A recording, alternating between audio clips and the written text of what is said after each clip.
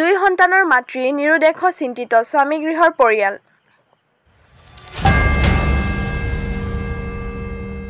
খটখটিত পুনৰ এক বৃহৎ পৰিমাণ মূল্যৰ হেৰইন জব্দ।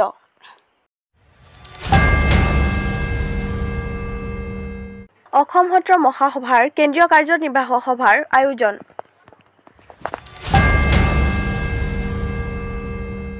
দেইথৰ আৰক্ষী থানাৰ অন্তৰ্গত ব্ৰাজিল ইংটিৰ পত্নী আগনি টেৰাম্পীয়ে আজি কিছুদিনৰ আগতে সম্পৰ্কীয় মানুহৰ ঘৰলৈ ফুৰিবলৈ যাওঁ বুলি কৈ স্বামী গৃহৰ পৰাই ওলাই গৈ আজি পৰ্যন্ত নিজ গৃহলৈ উভতি অহা নাই।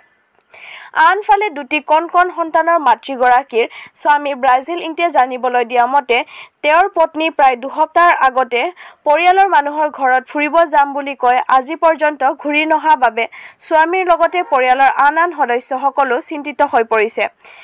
গাঁৱৰ ওচৰে পাজৰে বহু বিচাৰ খোচাৰ কৰিও আজি পৰ্যন্ত তেওঁৰ পত্নী কোনো খা খবৰ নোপোৱাৰ বাবে তেওঁলোকৰ কণ সন্তান দুটিও শোকত ম্ৰিয়মান হৈ পৰিছে।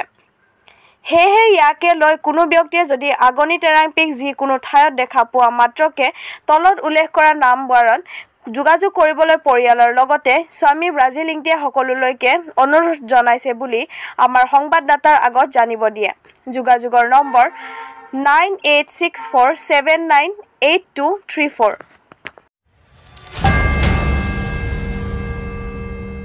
কাৰ্বি আংলং জিলা আৰক্ষীৰ নিষিদ্ধ তালাচী তথা বাৰম্বাৰ নাকা চেকিঙৰ পিছতো কিছুমান অসাধু ব্যক্তিয়ে দিনে নিশাই ড্ৰাগছকে আদি কৰি বিভিন্ন অসামাজিক কাম কাজ চলাই থকাৰ পৰিপ্ৰেক্ষিতত উঠি অহা নৱপ্ৰজন্মৰ প্ৰতি লক্ষ্য ৰাখি সচেতন মহল হততে চিন্তিত হৈ পৰিছে।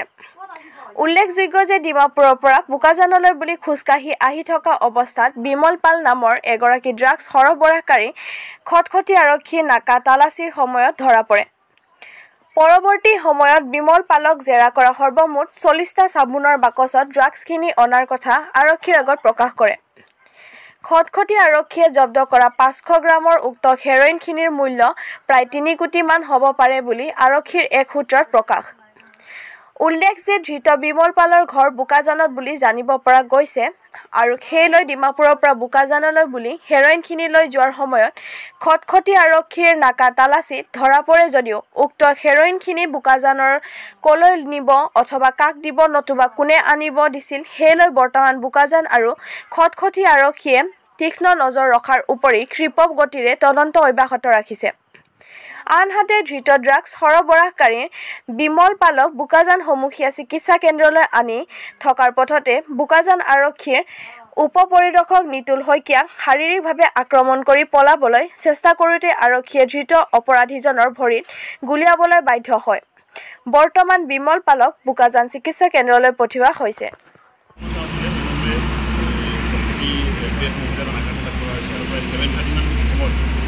আমাৰ ভিউটো বেছি হয় নাগালেণ্ডৰ পৰা বাছবিলাক খাই তেনেকুৱা সময়তে এজন মানুহে মানে খোজকাঢ়ি নাগালেণ্ড ক্ৰছ কৰিব চেষ্টা কৰিছিল।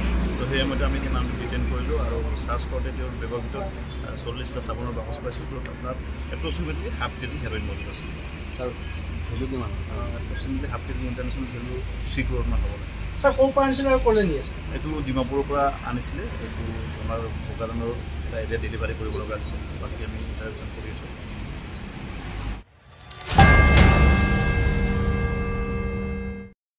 অসম সত্ৰ মহাসভাৰ কেন্দ্ৰীয় কাৰ্যনিৰ্বাহক সভাৰ আয়োজন।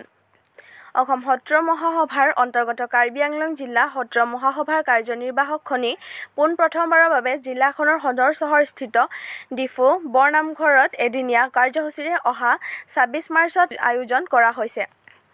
কাৰ্যনিৰ্বাহক সভাত কাৰ্বি আংলং জিলাৰ সকলো আঞ্চলিক সত্ৰ মহাসভাৰ সভাপতি তথা সম্পাদক প্ৰমুখ্যে সকলো সদস্য আৰু সদস্যাকে উক্ত দিনা উপস্থিত থাকিবলৈ অসম সত্ৰ মহাসভাৰ সভাপতি শুকৰাম কাকতি তথা সম্পাদক মোহিত হাজৰিকা এক প্ৰেছ বিজ্ঞপ্তিত যোগে জানিবলৈ দিয়ে।